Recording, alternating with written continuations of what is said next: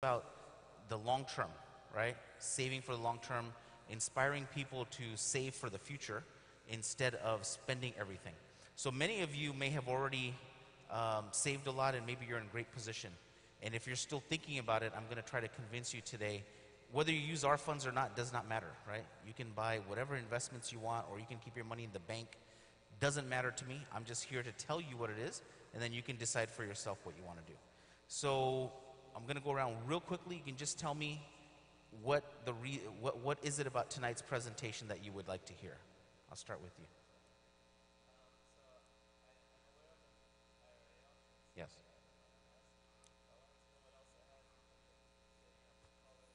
Got it. Hajj as well, that's right. Hajj, education, etc. How about you, sir?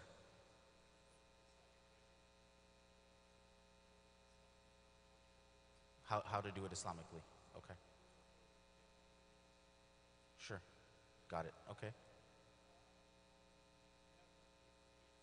ETFs. Okay. We'll talk about that. And what else? How does that benefit? Okay. Anything, sir? No? Pass. Okay. Pass.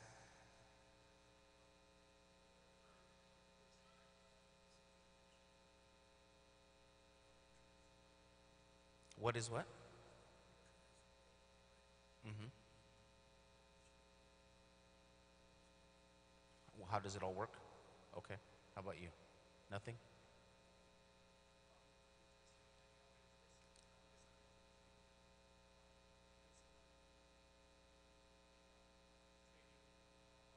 Sure. And it is, yes. Fidelity, Schwab, TD Ameritrade, it is available on that? Yes.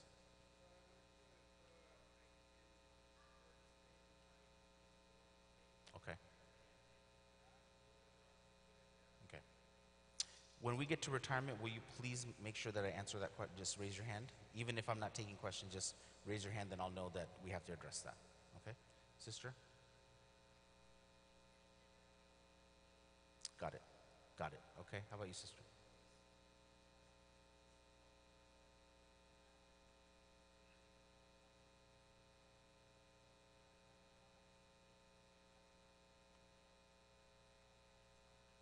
Sure. I'm local. Yeah. So I'm local, and then we have Haytham Al Sayed here as well. But we travel the country, and I'm the manager for the country, the director of Islamic investing. So we have people in different places as well. And our main head, we're operating here, yes, in Southern California. So we can talk to you if you have questions here locally as well. Okay. We can talk to you, inshallah. Sounds good. Okay. Then let's move forward, because now I know what everyone wants to hear. If you can flip the slide, we're going to stay on that slide for about 5 seconds, and then we'll keep moving. So this is a slide that basically is a disclosure that lets you know some of what I'm going to talk about today is, basically assumptions, right? I'm going to say something like, if you have an assumed rate of annual average return of 7%, then your long-term investment would become this. But in reality, maybe the investment is higher than that, but I'm using a different number. So this is just telling you, don't take anything I say as a guarantee, right? If I say 7% per year, if I use that number a lot, it doesn't mean that every year is a 7% return. That's just an average I'm using, an assumption. So, we're going to talk about today, we're going to talk about 4 different things really.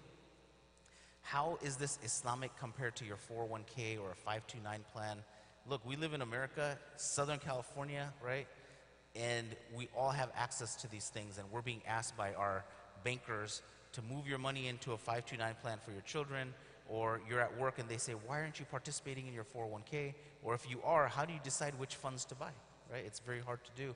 Then we'll talk about college for a little bit, just because I think some of you may have already had your children go through college.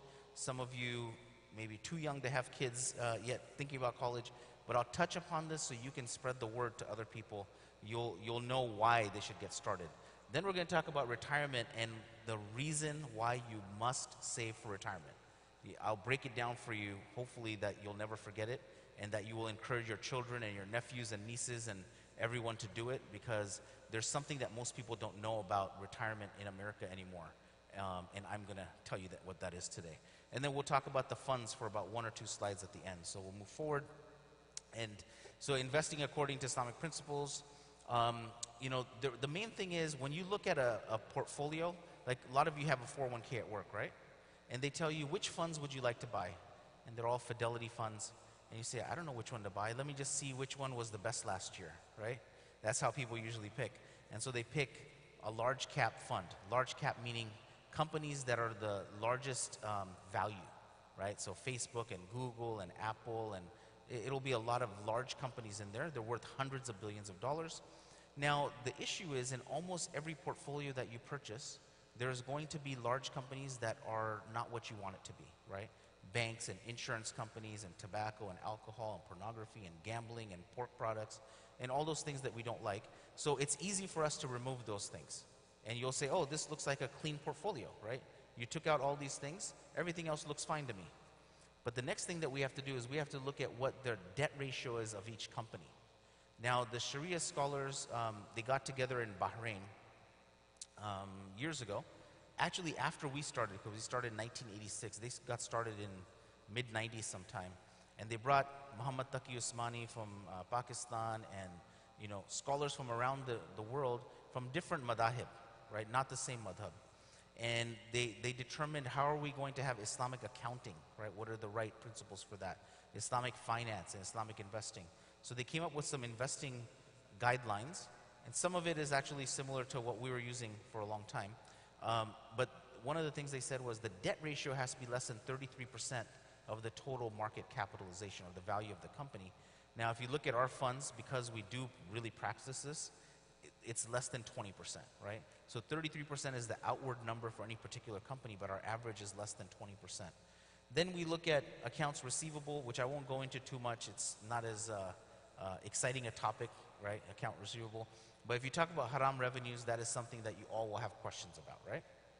So haram revenues of less than 5%. Why would we want any haram revenues? And I'm sick a little bit, so I apologize. Would there be any reason you want any haram revenue? You don't want it, right? You don't want it. We had an advisor, now it's been about a year and a half. He was in Houston, Texas. And he called me and he said, I have a doctor friend. This guy was a non-Muslim. He's just a white guy from Houston. And he said, I don't know what this Sharia investing is, but, you know, I was told to call you. And he said, I have a doctor friend or somebody that's going to become a client. I'm hoping he's going to become a client, but he's kind of like the key to all the other doctors. They all know him and they all respect him. If you can help me, he's going to become my client. So I said, okay, what do you need? And he said, can you tell me the names of companies that I can make my own portfolio? So I'm thinking, we have our own portfolio. Why would I do this? But you know what? Let me entertain you, because maybe you'll do something with us in the future, even though you're trying to build your own portfolio. So we looked at it. We had one of our portfolio managers, Scott Climo. I asked him to look for any listed company, right? United States, North America, Europe.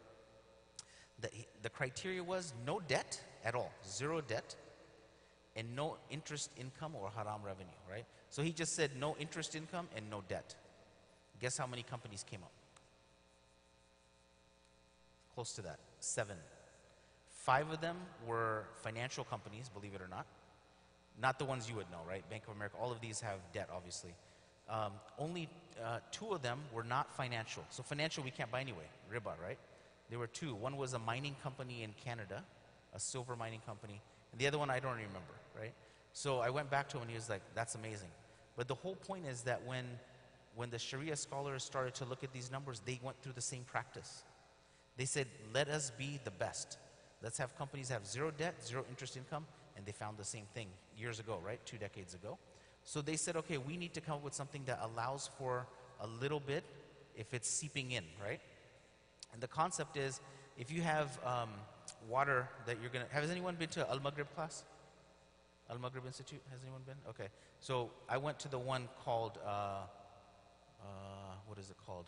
The Purification Act, okay? And the Purification Act, one part of it, Sheikh Abdul Bahi Yahya, Assalamu alaikum, Sheikh Abdul Bahi Yahya, he mentioned that, look, if you're in let's say you're at some mountainous region, right? Because he was trying to give us how to make wudu, what you can, it was like really deep, right? It wasn't just making wudu, but even the water that you're going to use. And he said, if you're somewhere and there's a small pool of water, and somebody comes with a, you see those 32-ounce Gatorade bottles, right? Everyone's seen those? Let's say some kid has some impurity in it, right? Some najas in it. So he comes by and he puts it in there, and 10 minutes later, we all come by and we say, we have to make wudu. Let's make wudu with this water. And that we see there's 3 things that we have to look at with that water, right? Does anyone know what we have to look at to make sure the water's good? And the taste. Okay, now you get a book because that was impressive. That's the first time in, I think in a couple years that somebody's actually mentioned all of them. So this is a book on investing and personal finance according to Sharia. So you can have that. Talks about insurance and investing and finance and a lot of different topics. That's correct. So the flavor, the taste, right? The taste, the color, and the odor, okay? If there's none of those, it looks like pure water, then you can make wudu. But if any of those things have changed, it's now not pure, right? But if the pool was from here to about, let's say about here, right? 4 times larger, and the kid comes and drops by the same thing, the najas is in there, right? But you can't see it. You can't taste it, and there's no odor. But the najas is in there. So why can you use that water? Because Allah subhanahu wa ta'ala made the rule for us. Otherwise, we may not be able to use any water outside, right? So it's the same thing with this. The minor doesn't make the major impure. That's the idea. Now, all of the companies, we have established this. Any company that you want to invest in, pretty much, is going to have interest income. That's where the 5% haram revenue really comes in. If there's 2% haram revenue, Cisco Systems, they have cash that they're investing money with that cash, and they also have debt. Well, there has to be a way to say which companies can we allow and which we can't. So that's the reason. Now, airlines, they have secondary haram revenue, like alcohol sales on the plane, ham sandwiches, right? Those kinds of things. The revenue from that is less than 1% on each one of those things. They hardly sell any alcohol on the planes, right? Most of it, they're giving it away to their best clients, right? To make them happy. So we could invest in that because it's not part of their primary business, and it's less than 5%. But we choose not to because we try to really stay away from alcohol, right? More than anything else, we want to stay away, regardless of what else they're doing. So even though their primary business is transportation and 98% of their money comes from that, we don't want to invest in a company like that. But if you look at Amazon.com, that's a remarkable company, right? The stock price on this thing has just been purely amazing. So we used to own Amazon, and unfortunately we had to sell it because they started off with books and then a bunch of other stuff very quickly, and eventually they started to sell alcohol on their website. And when they did that, we sold, even though it was less than 5% of the revenue. But one of the reasons is we don't like alcohol sales, but secondly, it's part of their primary business. It's not a secondary form, right? Retail sales is primary sales for them, right? Selling a book is the same as selling alcohol. So the 5% number has to be from secondary income. If it's primary income, that means they're dealing with this on a regular basis. It's not just an add-on product. It is something that they're dealing with on a regular basis. So we had to sell Amazon, and of course it's going to affect our mutual fund price over the long term because it's been probably the best performer in the last 10 years. So what questions do you have while I take a sip of water? Any questions on this part? Okay, then I get to move forward. Now that you know what it is, let's figure out how we can put it into use, right? So next slide, please. Okay, so one of the things we do is we say, okay, always look, you guys say that you're following those rules, and we are, right? We've been doing it since '86. If we don't follow the rules, we're going to lose our business and the good name. Typically, when a customer goes even to a financial advisor, right? They'll go to LPL or Wells Fargo or you name it, right? UBS, not the USB stick, the UBS, right? They'll go to these companies, and if it's a Muslim, they'll say, do you have Islamic funds? They say, what are those, right? Like Amana, right? That's the name. So what has happened is these companies, 200 plus companies now invest in our funds, right? And now, because they saw the performance over time, they even sell them to non-Muslims. Because the fund, it doesn't have to just be Muslims. When it was started, we said in 1984, the idea, concept came up. The person that they went to, he said, well, if this is just going to be for Muslims, it's not going to work. So let's see, if this is going to be good for everyone, then I think we can do this, and then the Muslims can benefit from it. So it used to be 80% of the money or 90% of the money was from Muslims, and now it's about 80% from non-Muslims, because financial advisors, if I sell to you today, right, and you buy something, that's one person. If I go to a financial advisor and he sells to his clients, he puts it into all 150 of his clients' money, right, into their portfolios. So that's why it went like that. In 2008, when the market collapsed, you guys remember how much the Dow Jones Industrial Average was down? It was like 34%. And S&P 500, which is an index of the 500 largest companies in the United States, was down 37%. So our income fund, which was the first one we ever started, was down 23%, 14% less. So financial advisors started to throw their money at us, right? They would go into their computer system and they'd say, long-term fund manager, best performance in the industry. They would plug in what they want, and we were coming up number one. Out of all the funds, we were coming up number one in the categories. So we went from $1 billion to $3 billion in about 3 years or 4 years. It was very quick. So now it's closer to about $4 billion.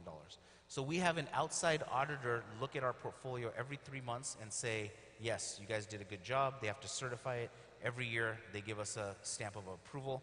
If there's a question about a company, then they have to let us know that what's going on with this company. It's over the numbers. Have you guys looked at it? Is it a temporary thing? What happened, right?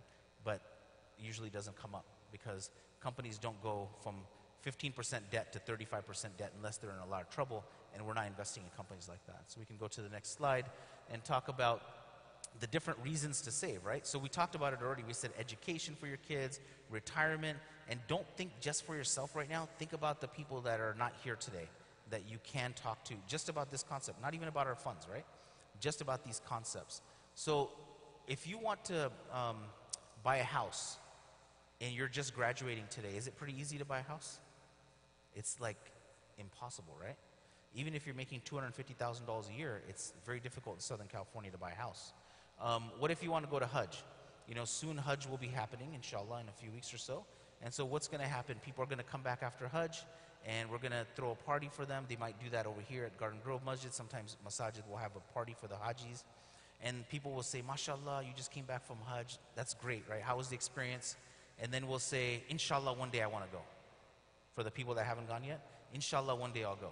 So that's good. The intention is there, but it's not a very specific intention. It's just like, I'll go because I have to go. But the first thing we should do is make that intention, right? But it's not enough only now to make an intention, because you cannot just luck into going to Hajj any longer. Because how much does it cost? 12,000? 10,000? Yeah. So it's usually 10 to 12,000. And I saw one on sale, I guess. It was like $7,800, which was, I couldn't believe it, right? From San Gabriel Masjid sent out a flyer about it. But the point is, you cannot just luck into it. So if you're graduating from school and you want to go to Hajj, you just got married, maybe you're 25 years old, you want to go to Hajj, you can't do it because you haven't saved the money yet. So you have to use planning skills even to go to Hajj, okay? And then retirement, we'll talk about that. You cannot luck into retirement anymore, and I'll tell you why. If you want to also have health coverage of any kind and you're a retiree, I don't know how you do it anymore, right? So I was thinking I'm going to retire at 59 and a half when I have access to my 401k.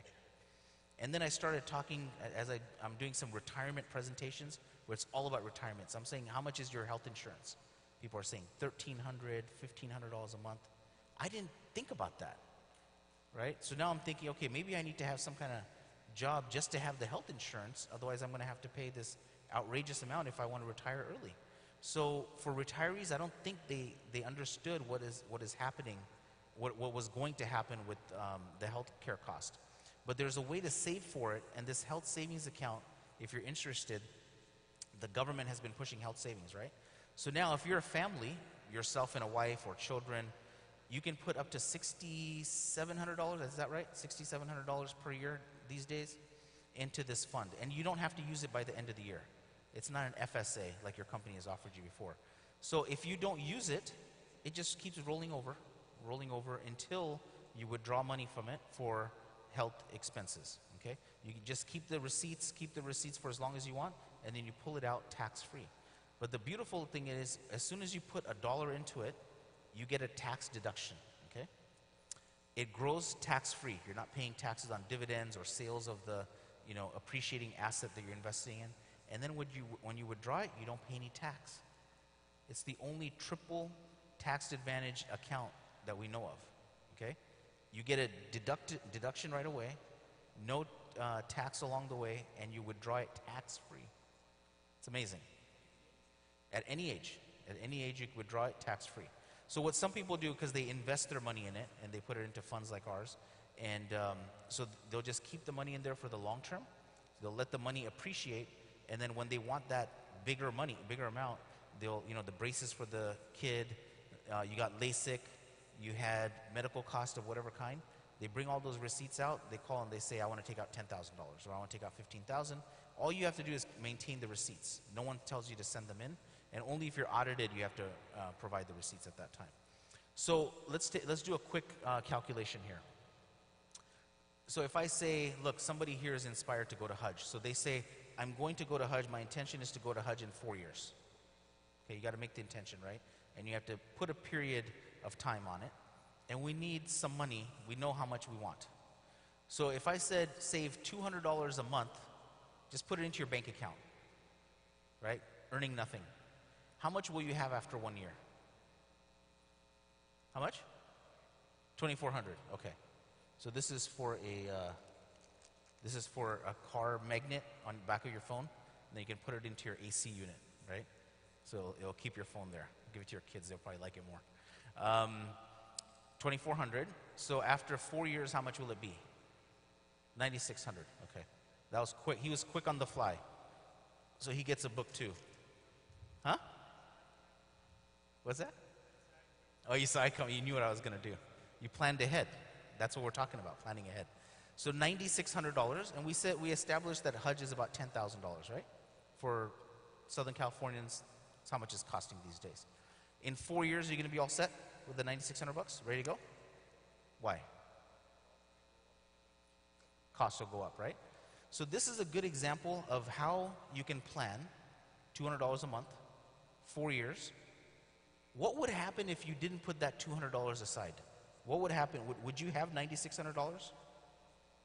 Would you find $9,600 anywhere? No, it wouldn't exist, right? Because if you think about your 401k, it's the largest amount of money you have, or your IRA. And why is it the largest amount? Because you put it aside, it's automatic, it's happening regularly, and so it's working out.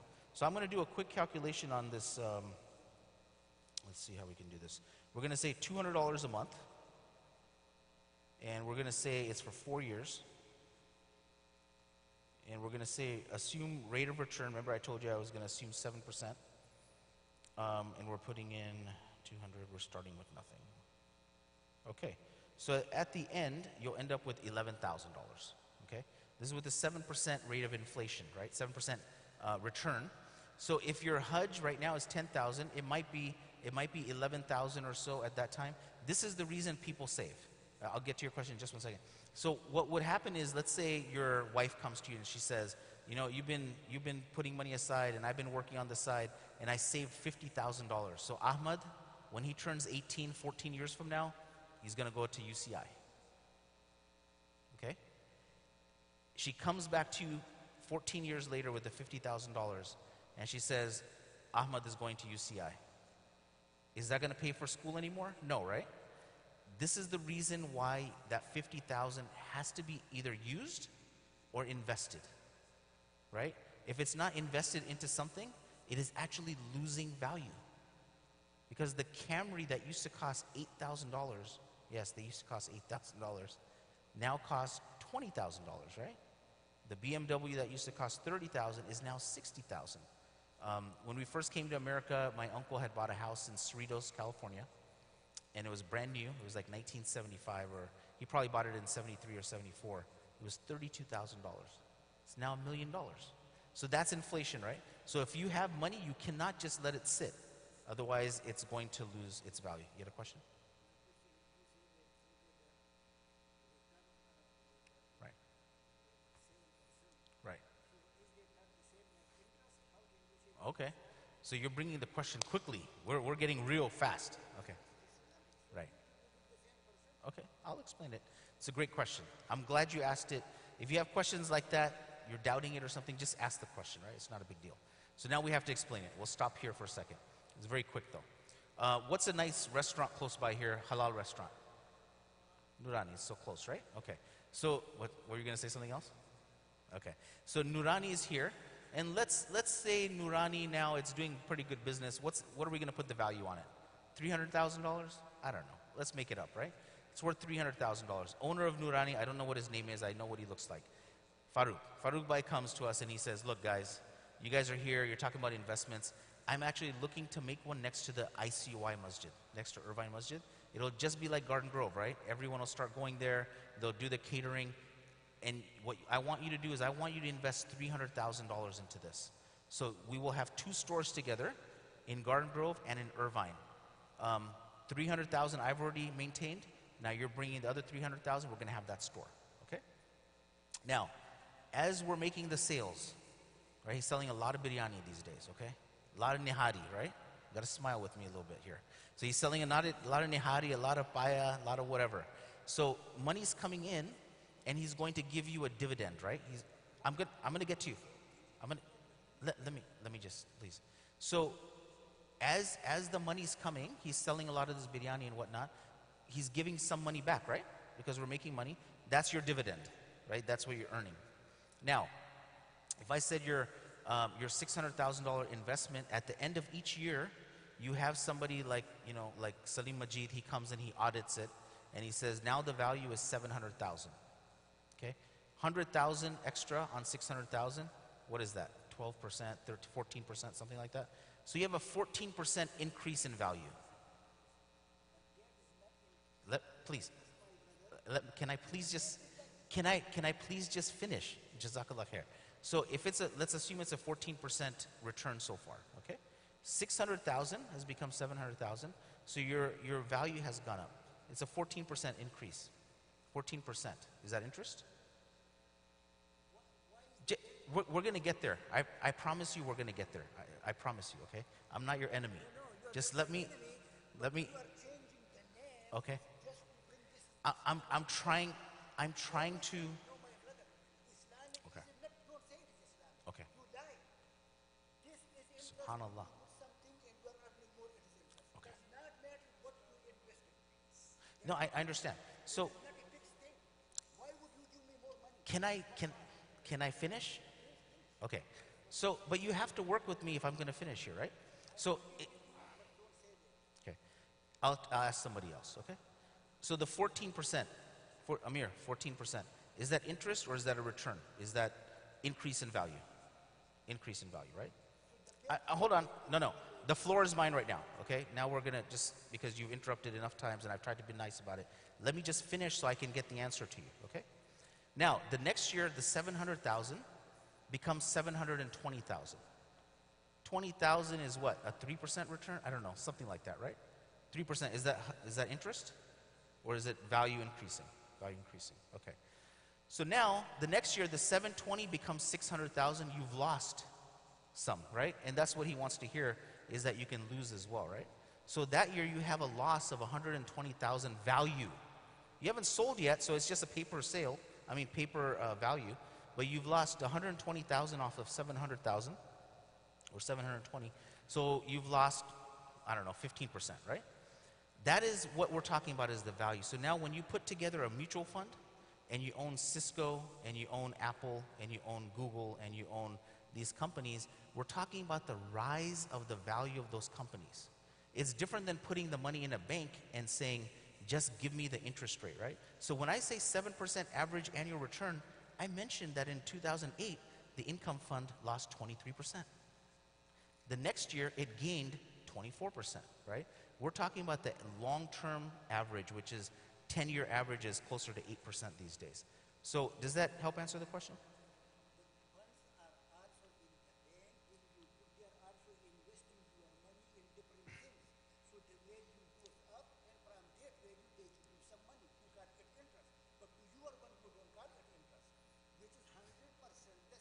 Okay. It's not.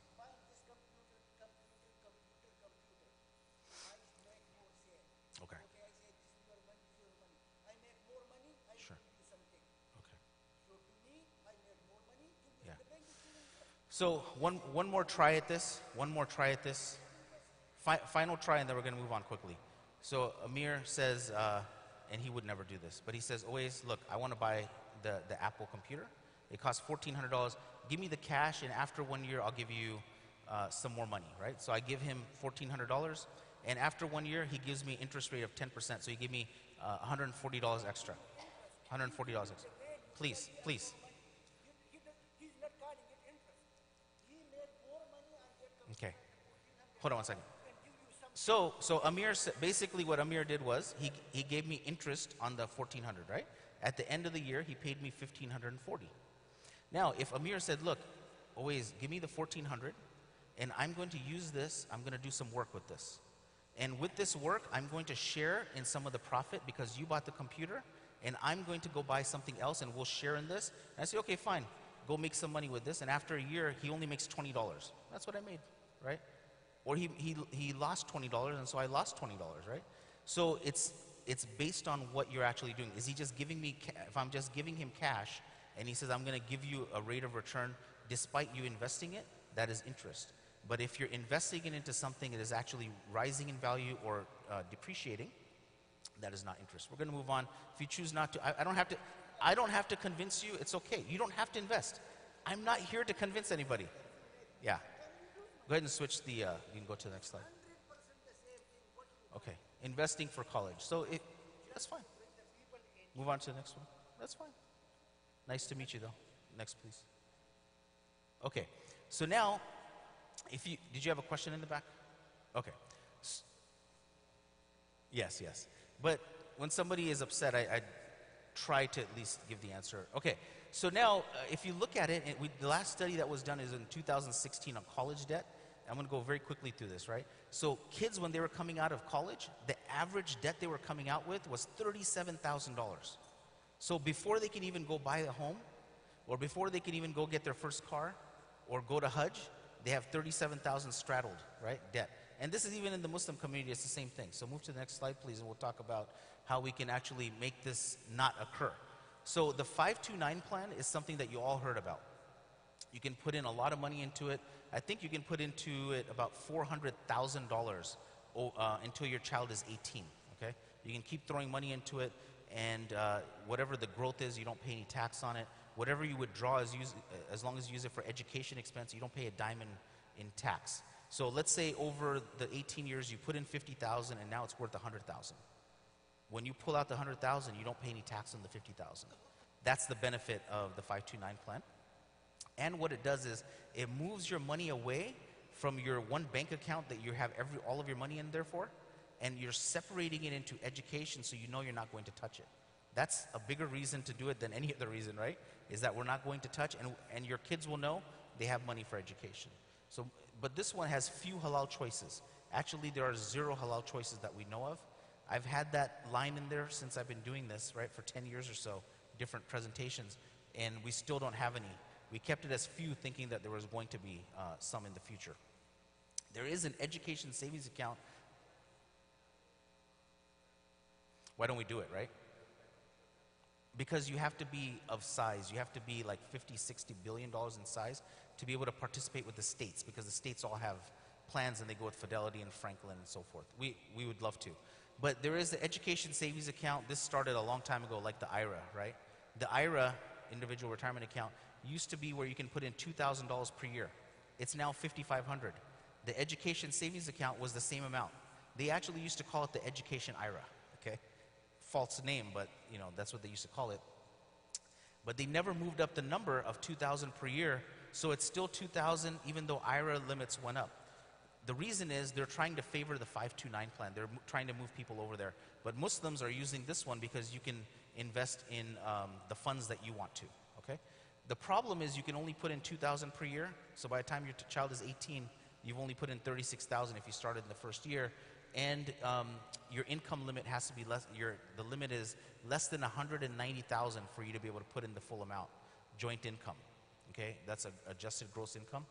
But for those of you that are not above that number, if you have kids, you have grandkids, I'm going to show you a method to be able to save for the future, and don't worry that it's only $2,000 a year.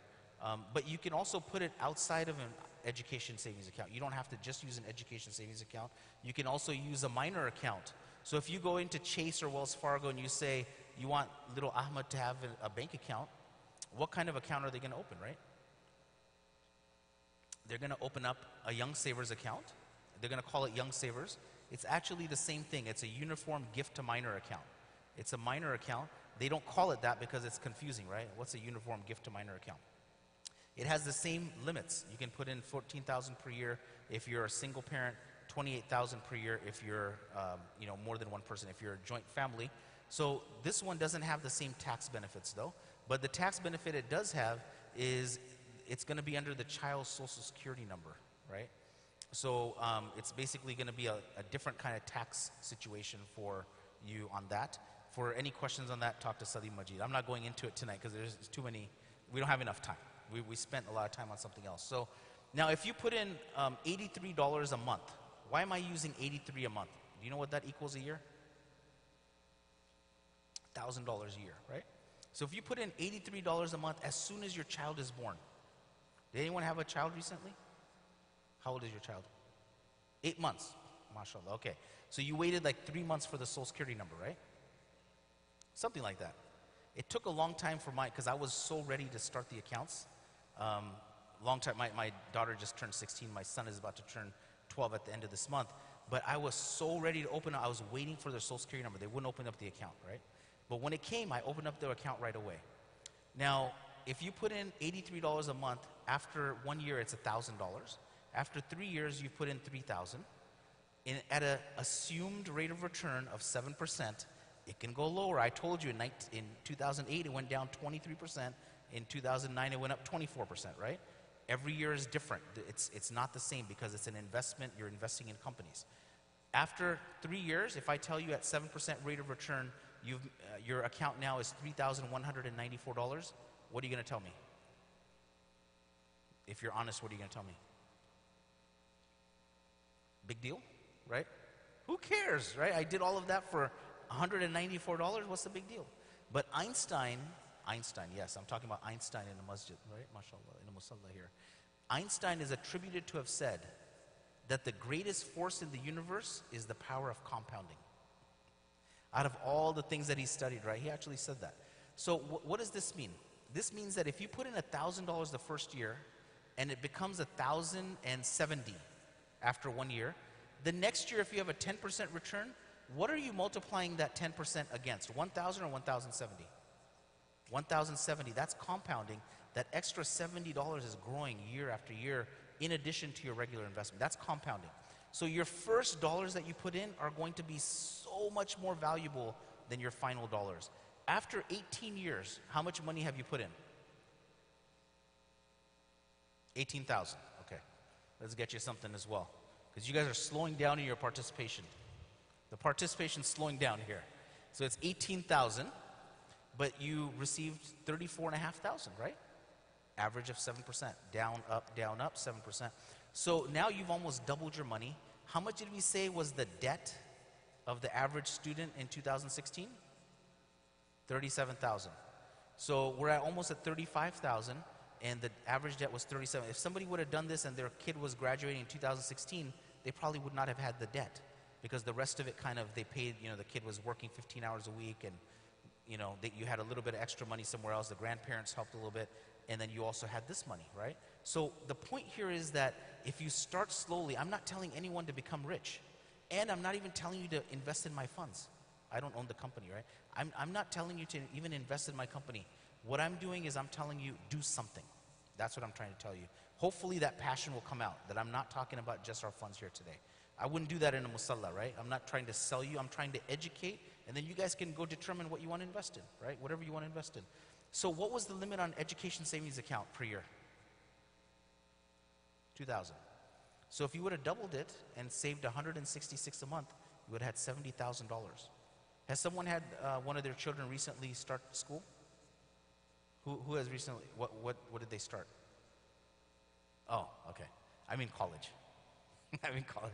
Doesn't cost anything yet, right? Unless you go to a private school. Anyone have their kids recently? Okay, when did they start? Coming up right now?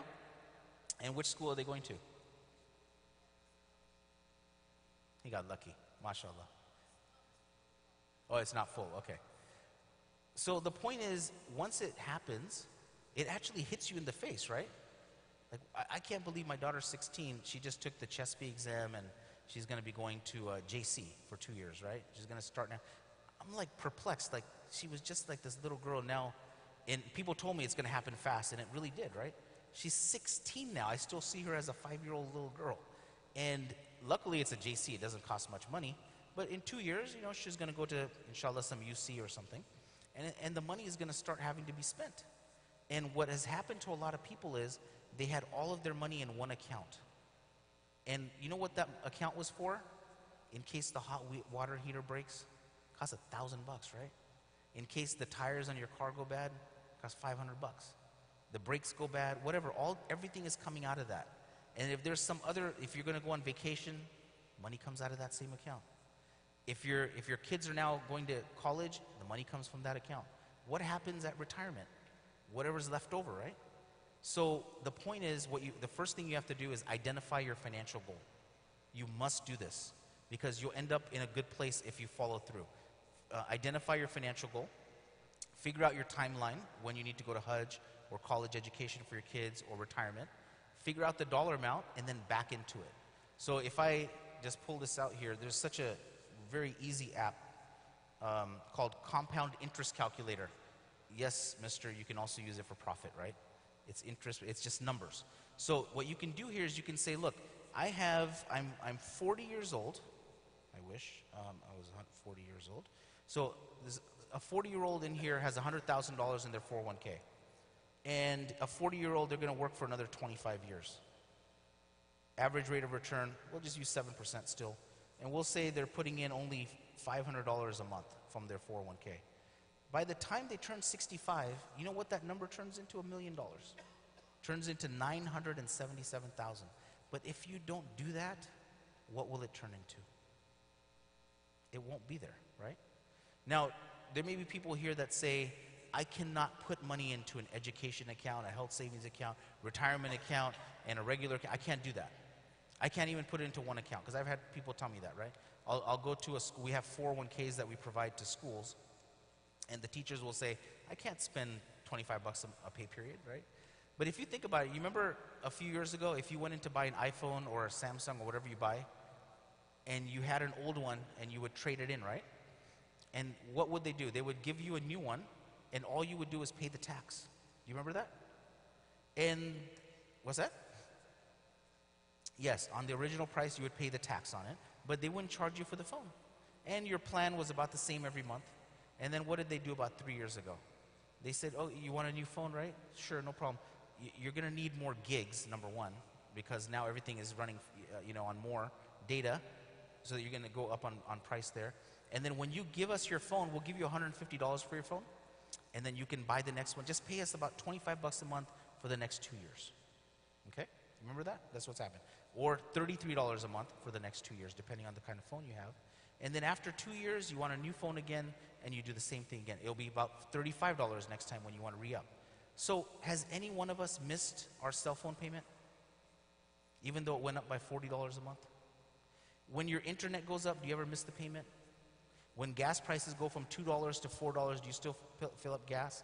The point is, start with your savings account. Your bank account will end up in the same place every month. Okay? I talk to doctors, I talk to people that are teachers that are making, throughout the country, they're making $30,000 a year.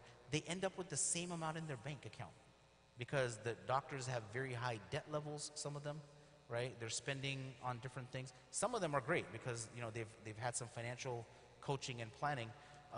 So again, going back to it, your financial goal, what is it? Come up with all of them, and you will succeed on them just as long as you plan. Figure out how much you need and the number of years, and then figure out how much you put into it. By using a tool like simple like this, or going on Google and punching in retirement savings calculator or education savings calculator, it'll tell you how much you need to save. And we established if you put in $200 a month into a Hajj savings account, if you receive 7% rate of return, in 4 years you'll have about 11,000. Question, yes.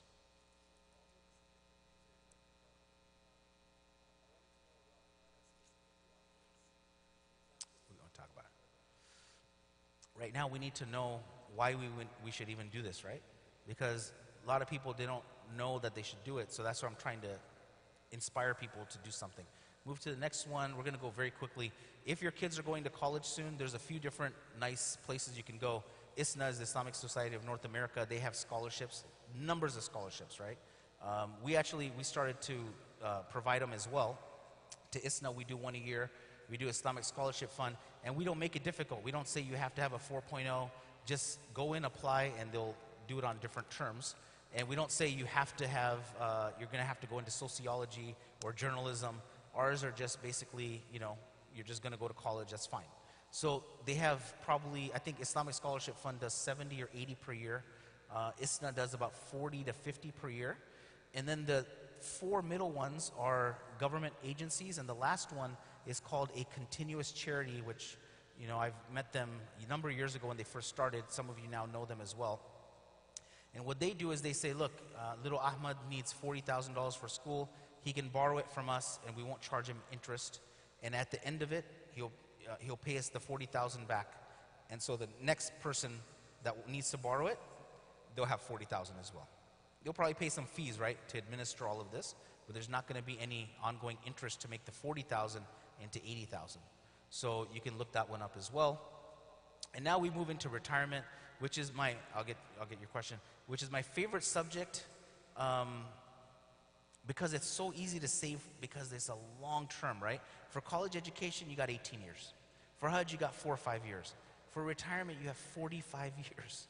So you can make your money grow in an astronomical way. You have a question?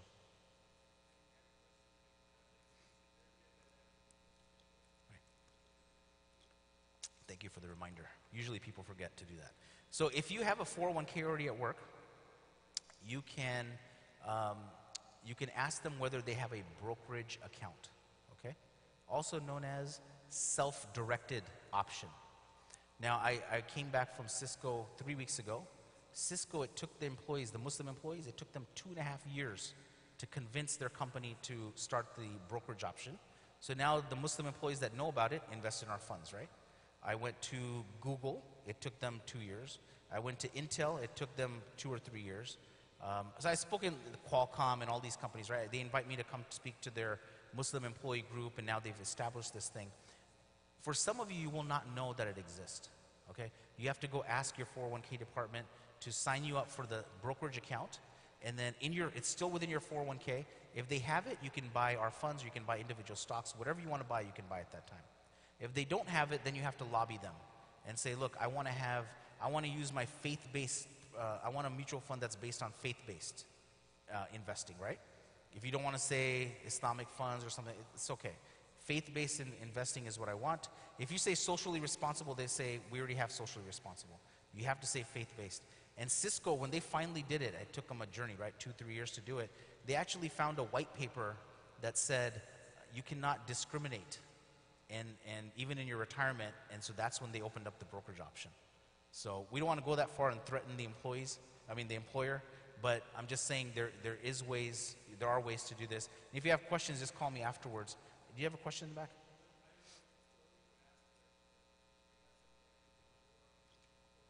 Yeah, I'll go over it right now, and then you can ask questions. Okay, so Bismillah, let's start on retirement. Why is it so important? Does anyone here have a pension plan at work where when they retire, if they work for 20 years or 30 years, they're going to get guaranteed income? Anyone have that? State? You work for the state? You work for the state or federal government? Okay. OCTA, right? Where do you work? City of? LA.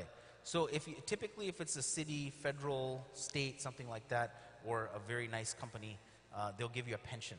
You work there. My brother has that. He works for, I think, Aliso Viejo. He worked in Stanton before, right? So after 20 or 25 years, if he works that for that long, then or some number, then he's going to get a guaranteed amount, right? It might be 2,000, 3,000, 4,000, 5,000, 7,000 a month. Pretty good. They have tiers. Yeah, there's a structure in place, right? So they're going to get a pension. They didn't put any money into this particular one. The company did that. Now, what is the reason it doesn't exist for the rest of us? It's because, the stock market every quarter, every 3 months, they have to report earnings. Every company has to report earnings. So during the bad times when the economy is not doing so well, they still have to report earnings. They still get judged. So what ends up happening is they're not selling more of their units, right? Or their services. So what they do is they reduce cost. So some of you probably remember when you had an amazing healthcare coverage at work. I remember that when I started 30 years ago, right? Working at a financial service company. They had unbelievable, I paid like $5 copay. I didn't do anything else. I didn't pay for anything else. It was unbelievable. It's just like, I don't even know how that exists anymore because the company was paying the majority of this. But eventually they said, look, we're not selling enough units, so we're going to have to get a little bit cheaper health insurance, right? And then eventually they went to HSA, where you're basically funding your own health insurance, right? And they're only paying a little bit of it if you spent so much in a year. So that's one thing. They did that on healthcare.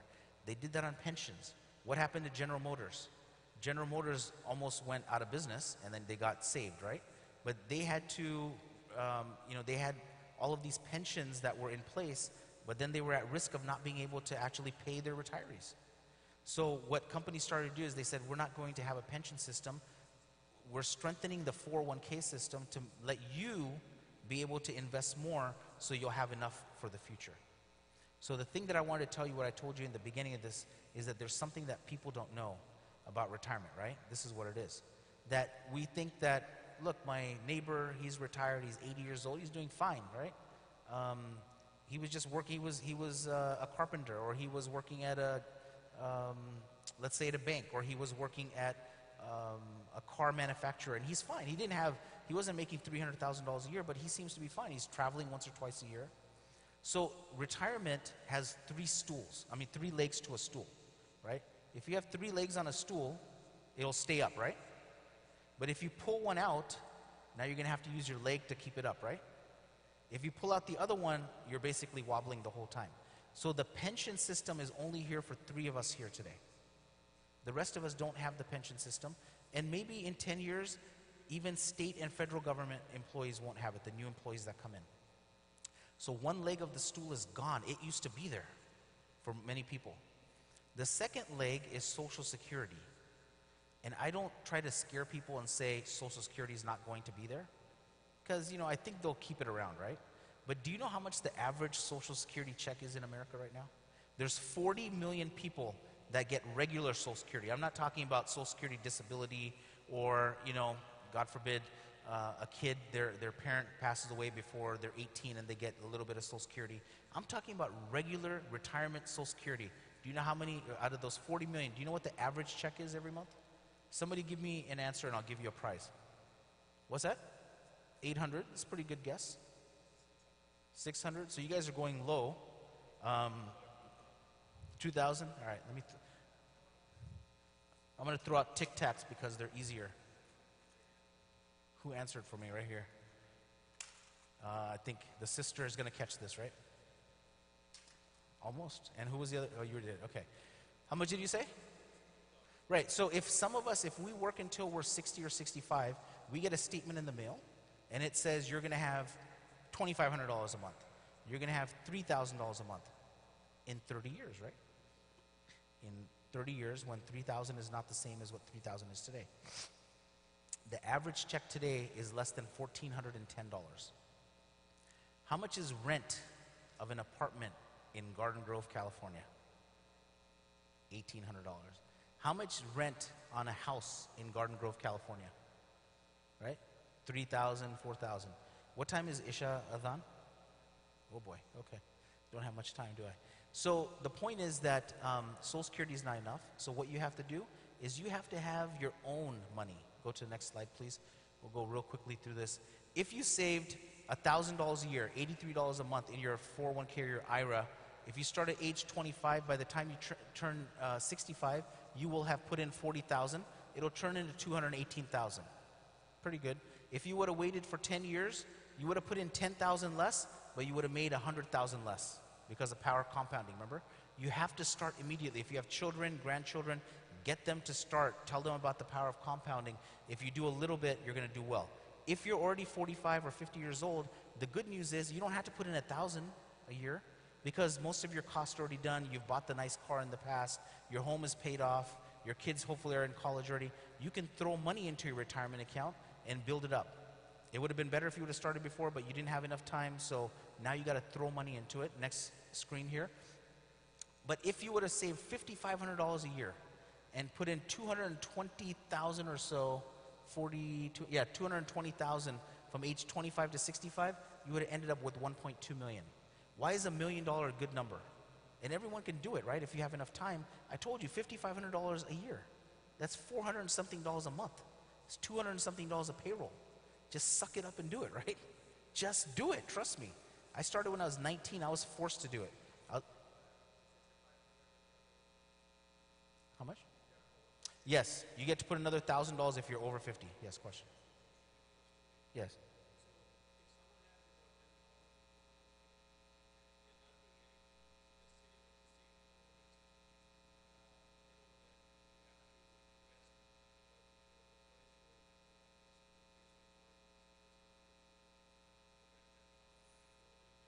Well, if you have a 7.2% return, you double the investment in 10 years. So 10,000 will become 20, will become 40. That's the idea. But the point is here, if you had $1 million and you're pulling out 7% of it per year when you retire, you're pulling out $70,000 and your $1 million doesn't go down, right? So if you get to a large enough number, you can pull out enough and still not have an issue. Let's see if we can get through some of this stuff. You can put in up to 5,500 or 6,500 if you're over 50 into an IRA, but you can put in 18,500 into a 401k. Go ahead and go to the next one. And if you put money into your 401k, you're not paying taxes on that money, right? So if you put in 18,000, you're saving about $4,000 in taxes right away. Keep going to the next ones more. We're going to finish here because you asked the question. Next one. Okay, so we have 4 different funds. 3 of them are stock funds, and 1 is a sukuk fund. Next slide. Give us 3 minutes and we'll be done, inshallah. The amount of funds don't have any, I'll get to you in a second. Oh. Okay.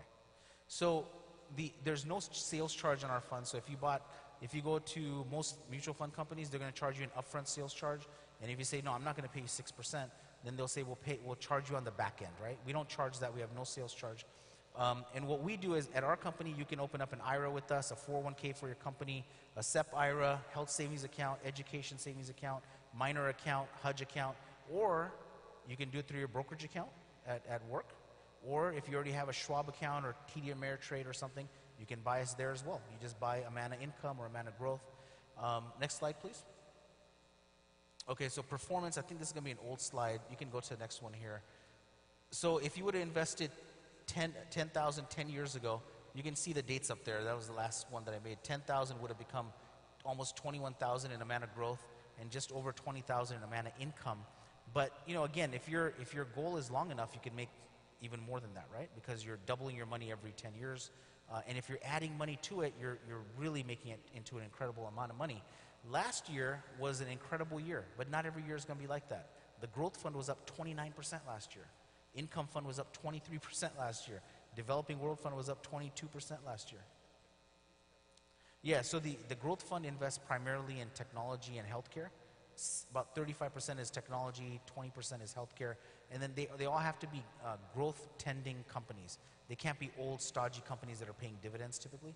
The Amana Income Fund is all of those old, stodgy companies that are paying dividends. They're making money every quarter, very consistent, been around for a long time. Developing World Fund is mostly in emerging markets, or companies in North America that are doing most of their business in emerging markets. And the last one is a participation fund, which is not on there. Participation fund is in sukuk. So Muslims, we can't buy bonds, right? But the alternative is sukuk, which is instead of debt-backed, bonds are debt-backed, right? So what you basically own is debt. So if General Motors, you bought a bond, they're paying you 5%. If General Motors goes out of business, what you own is debt, nothing. But on a sukuk, it's either asset-based or asset-backed. But the returns are going to be very small, but it's intended that way because the risk is less. So I told you 29%, 23% for the other ones last year. The participation fund was up 2.68%. So you would have a percentage of your money in there. As you get older, you put more in there because you don't want to have it in the stock market as much. You want some of it to grow, but not all of it. So I think I'll end it there. I don't think we can ask questions now, but we'll come back after prayer for whoever wants to stay. Maybe I'll throw out some more gifts at that time, and you can ask questions and we can go through it. Yes. So ETFs, there was 2 Islamic ETFs that were started, both based out of Seattle, about 3 years apart. Both of them went bust because they're competing against Vanguard, right? Vanguard has 0.05% expense. The last one was 0.7%, almost 1%, on something that you don't have to manage. So they're not able to bring in enough money to be able to charge only 0.7 to begin with. That's very low. And they could never get down to 0.05. So they don't exist in the Muslim world. Question?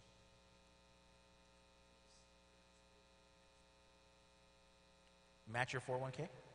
So it depends on who your company is, right? Some companies match 10%, some match 6%, some match 3%. It depends on which company you work for. Yes. If you have your money in a brokerage account in your 401k at work, like Cisco or Qualcomm, they have this, or maybe your company will have it, you can still get matched. Nothing changes. The only thing that changes is where your money goes. Now, if you have an old 401k or old IRA, you can transfer that, right? That's easy to do. We do those every day, basically. So what you do is you move it from your old 401k into your Amana funds, or if you want to do it somewhere else, you can do that as well. But it's a good idea to consolidate everything so you actually know what's going on. I did a presentation at the Corona Masjid for the retiree group, and somebody actually asked me a question on the side. He said, I don't know where my 401k is, my old 401k. And one of the sheikhs in Southern California, he finally found his 401k after 5 years. Okay, everyone knows this sheikh, by the way. So, and he'll tell you, right, he doesn't mind telling you. He actually lost his 401k because it went from company to company to company, and then he stopped receiving mail because they didn't keep up with his new address changes, and he didn't know, and then I showed him how to do it, and it took him 5 years before he actually took the action on it. Question?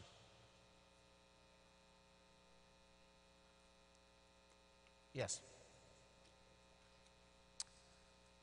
So if you work for someone, they have to provide the 401k. About 50-60% of the companies offer a 401k. If they don't, let them call me because we only charge $750 a year, and then you'll have a 401k.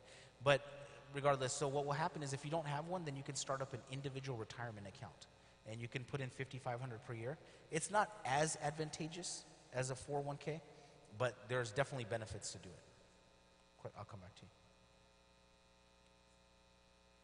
Yeah. So I've got stuff on the table there.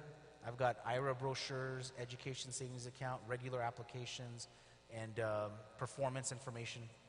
So, well, I'll leave my card there as well. But so I just want to say that, look, from now what you can do is you can also go online and open accounts with us. There's Mike. If you can just put this on the table over there for anyone to take it.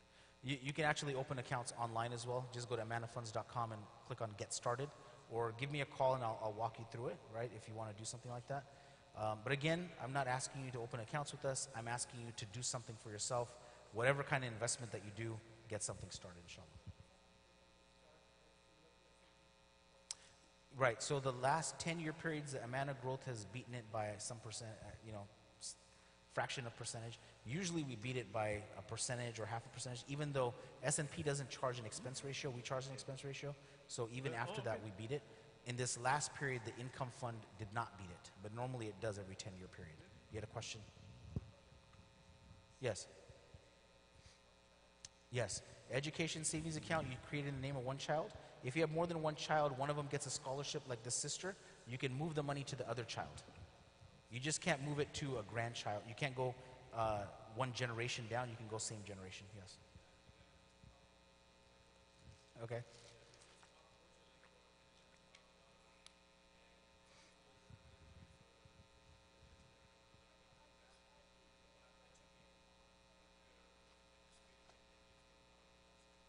Right. So what is your question though about it? Okay. Yeah. So the thing is, I can't tell, this brother from that brother to this sister, um, where to put the money because I have to know your risk tolerance, right?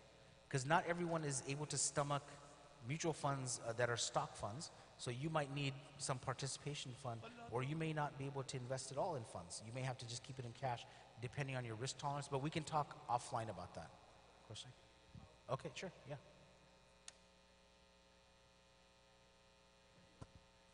Yes.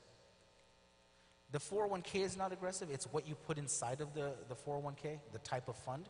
That could be aggressive, moderate, conservative, etc. So, final thing on this, on risk, there's risk here, right? I told you in 2008 it was down, blah, blah, blah, right? I told you all this. So, if your goal is to go to Hajj in 1 year, you should not invest in stock market or mutual funds. If your goal is 2 years, you should not do it. The goal should be at least, in my opinion, 4 years, but some advisors will say 3 years as well. Because if you have 2 negative years, like 2000 and then September 11 happened, 2000 and 2001 were negative years, right? That means you would have lost for 2 years. Now you need some time to make it back up. Jazakallah khair for your time. I know we're bumping up against Isha, so I'll answer questions without the microphone now, inshallah. Assalamu alaikum.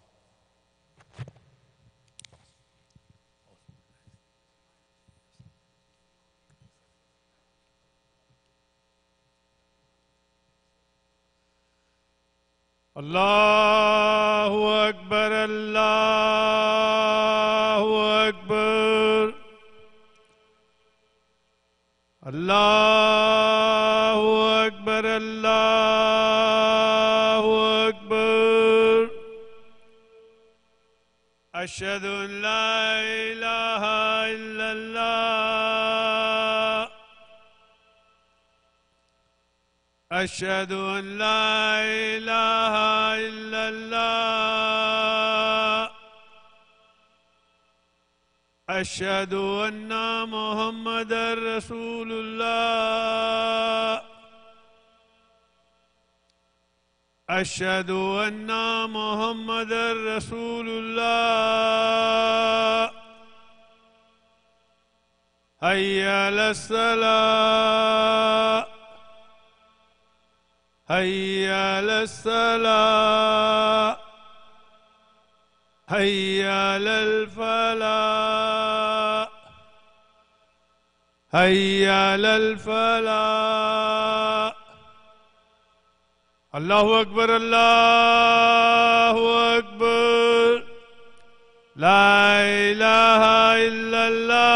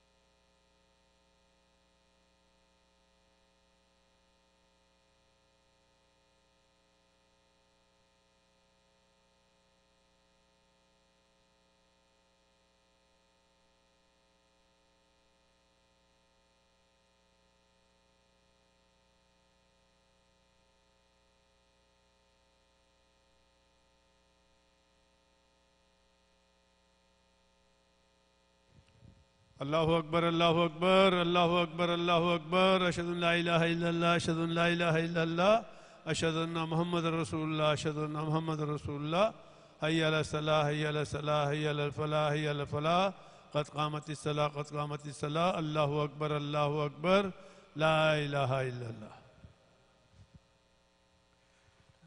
استووا استقيموا رحمكم الله.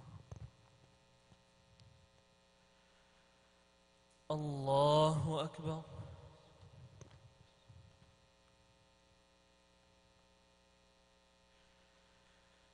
الحمد لله رب العالمين الرحمن الرحيم مالك يوم الدين إياك نعبد وإياك نستعين اهدنا الصراط المستقيم صراط الذين أنعمت عليهم غير المغضوب عليهم ولا الضالين.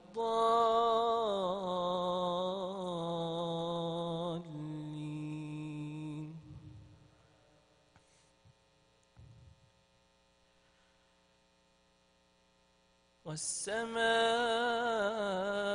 والطارق وما أدراك ما الطارق النجم الثاقب إن كل نفس لما عليها حافظ فلينظر الإنسان مما خلق من ماء دافق يخرج من بين الصلب والترائب إنه على رجعه لقادر يوم تبلى السرائر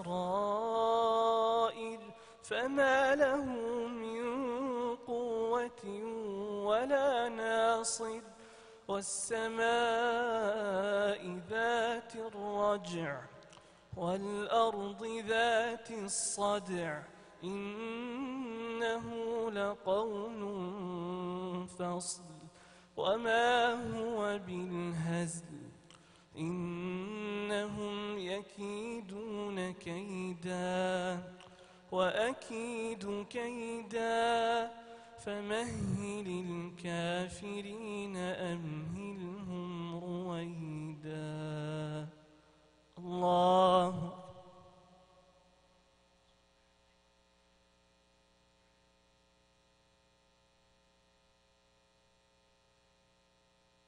سمع الله لمن حمده. الله أكبر.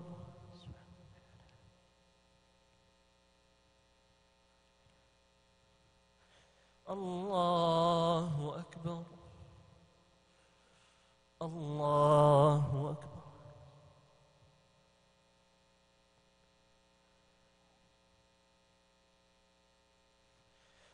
الله أكبر. الحمد لله رب العالمين الرحمن الرحيم مالك يوم الدين إياك نعبد وإياك نستعين اهدنا الصراط المستقيم صراط الذين أنعمت عليهم غير المغضوب عليهم ولا الضالين.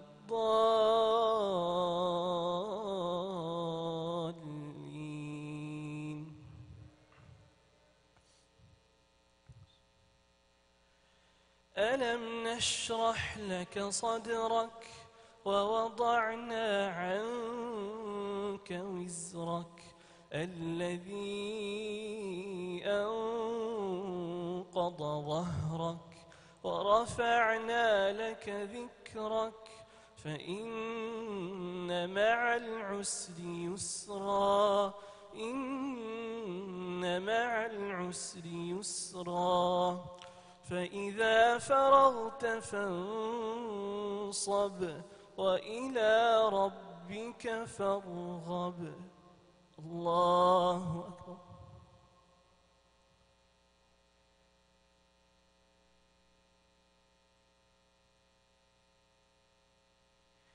سمع الله لمن حمده. الله أكبر.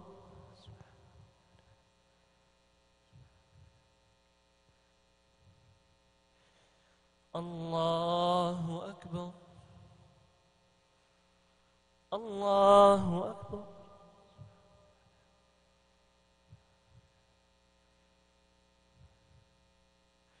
الله أكبر.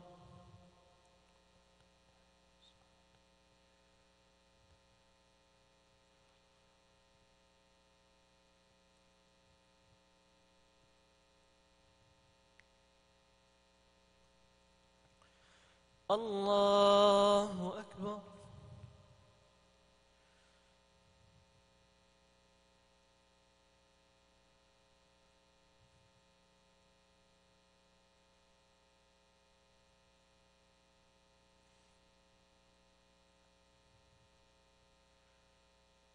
الله أكبر.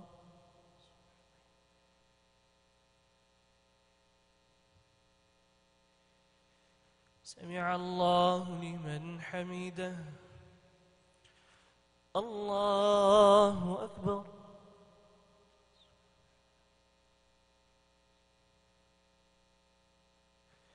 الله أكبر. الله أكبر.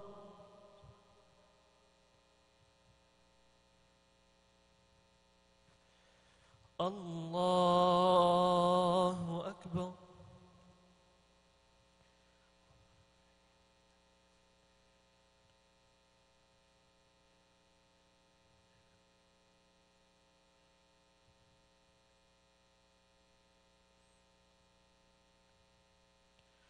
الله أكبر.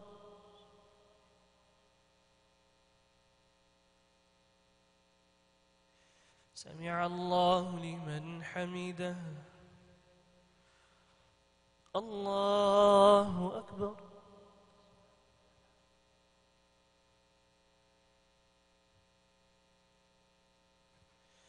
الله أكبر. الله أكبر.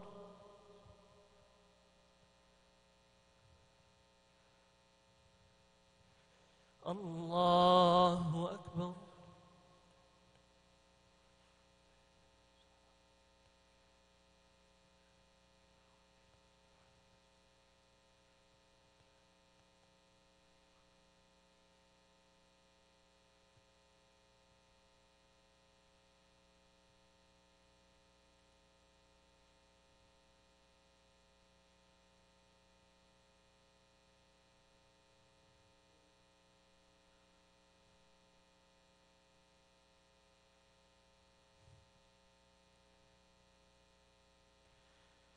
السلام عليكم ورحمة الله. السلام عليكم ورحمة الله.